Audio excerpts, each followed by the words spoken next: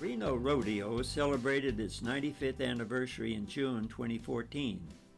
What began in 1909 as a small 3-day rodeo has become a huge 10-day extravaganza. It is now one of the largest, one of the greatest, one of the most exciting rodeos in the country. All of us, the City of Reno, the Reno Rodeo Association, the sponsors, the contestants, the wranglers, volunteers, and fans, we all owe a great debt of gratitude to a giant of a man who helped make all of this possible. Cotton Rosser, one of the country's greatest longtime rodeo producers and stock contractors. Cotton has been, and now in his mid-80s still is, at the center of the Reno Rodeo. He was the bronc riding champion in Reno way back in the 1950s. Cotton bought the Flying U Rodeo Company in 1956. He's been providing rodeo stock and entertainment all over America as a family business since 1958. Wanting to provide a lasting tribute to this venerable king of the cowboys, in April, the past presidents of the Reno Rodeo Association held its first annual legacy dinner honoring Cotton Rosser. At that dinner, they unveiled a clay replica of a bronze statue of Cotton on his favorite horse. That bronze was presented to Cotton for the rodeo world to see at the June Rodeo. The black marble base supporting the bronze statue says it all simply, but very eloquently, and I quote, "Cotton Rosser, King of the Cowboys." So that future generations may learn about our Western heritage, our heroes and honorable men like Cotton Rosser, this monument stands today. You can read the rest of this tribute inscription anytime you come to the Reno Rodeo, which is held in the last week of June annually.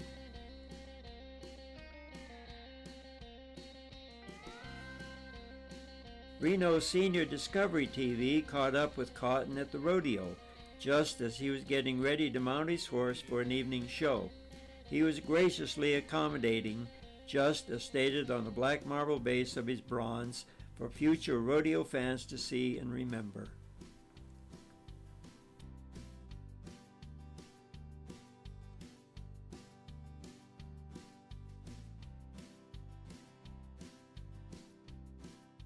You're not from Reno, are you?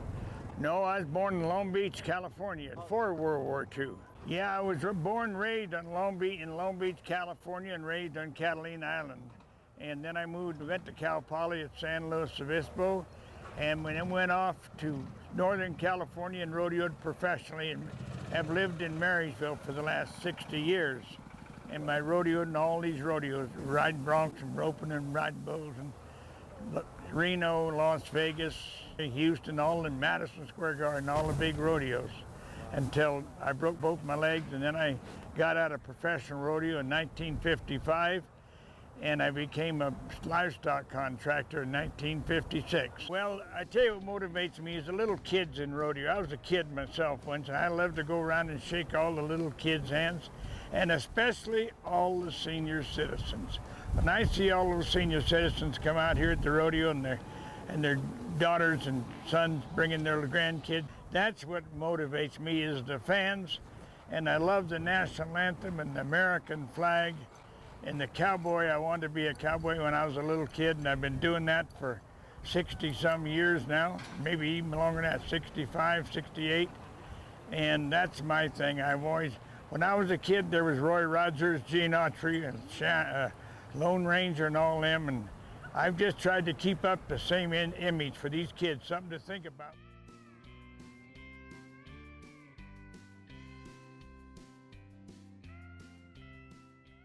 Well, of course, being a senior citizen, you got to just get up in the morning and get out and do things.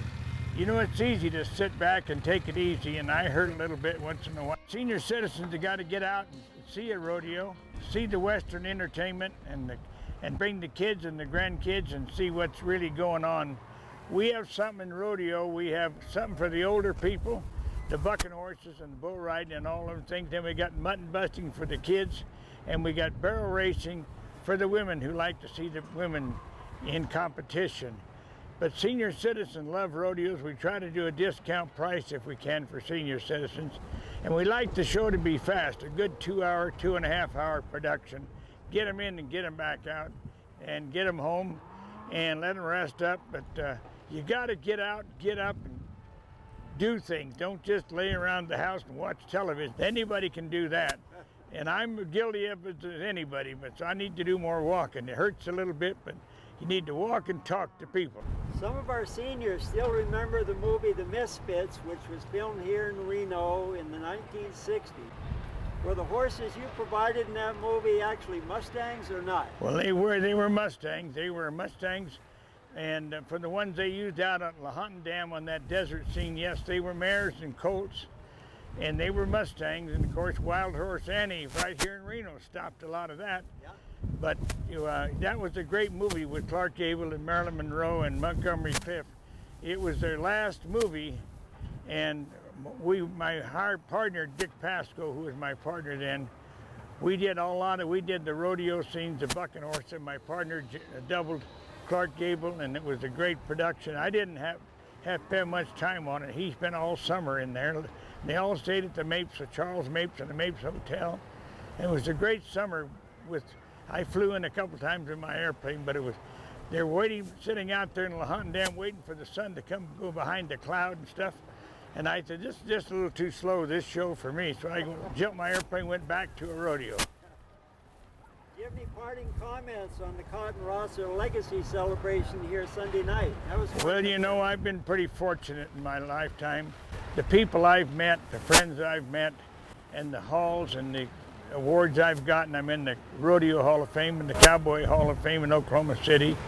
And I thought that bronze to a rodeo producer, I call him, and to me be the first one that's been honored that way at a rodeo, it's one of the best things, going to be my legacy for history to look back at. I think it's a wonderful thing with all that rodeo committee, what they put together. And that ceremony they had the other night with the cowboys all lined up halfway around the arena, and with all the past presidents, directors lined up, it was one of the greatest tear jerkers to me. It's a good thing they didn't give me the microphone because I couldn't talk. Well, thank you very much, Cotton. All right. Appreciate it. Thank It's you, a Nelson. pleasure meeting you. Thank you, Nelson.